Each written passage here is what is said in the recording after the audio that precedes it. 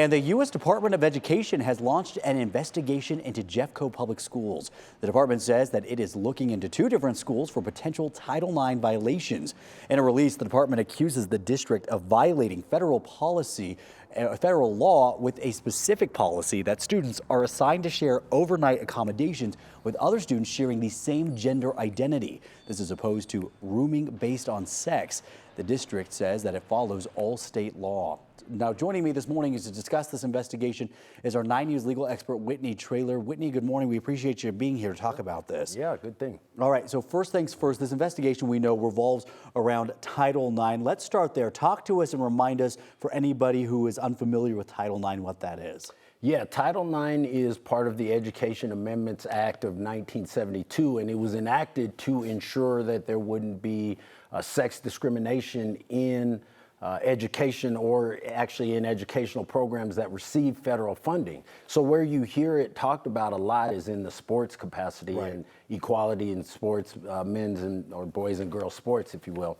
But here we're talking about beyond just sports. We're talking about equality in opportunities in school and funding and things like that. So Title IX prohibits discrimination based on sex in educational capacities that are receiving federal funding. So what is this specific case about then for Jeffco Public Schools? Right, so what they're saying here is Jeffco Public Schools and the University of Wyoming are being investigated by the federal government for potential Title IX violations. And what they're saying is that Jeffco's policy related to its transgender students might be in violation of Title IX. And I think the reason this came on the radar was because there was Jeffco has a policy. Yeah, what is that policy? Yeah, and the policy is that transgender students are to be with the students that they identify with, and so a trans girl would be with girls. Correct, that's okay. Exactly right. And they're prohibited from telling them that this is a trans student,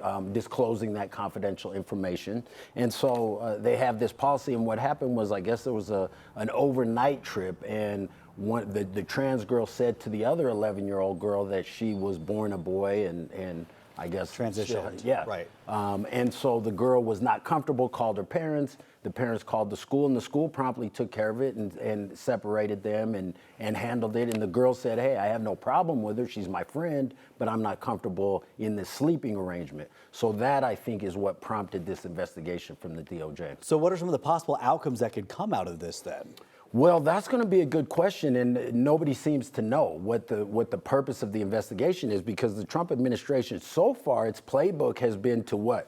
Withhold the federal funding and then litigate it afterwards. So here, I'm actually a little surprised they didn't try to withhold federal funding and right, let it sort out. So here, I think what they're going to do is do the investigation, see what the school's policy is, see if it violates the federal, and then deal with it at that point. Now, the school is saying, look, under the Colorado Anti-Discrimination Act, we have to take certain actions. We have to call the child by their chosen pronouns, right, correct? And they're saying we're complying with state law. So this may end up in litigation. I was going to say, do you anticipate a lawsuit coming from either side in this? Yeah, I think so. I think particularly if they withhold the federal funding, and we have a dozen cases right now related to that, withholding federal funding, related to the federal terminations and all these actions taken by the executive branch, and now we have a lot of litigation on that. So I suspect there will be litigation related to this,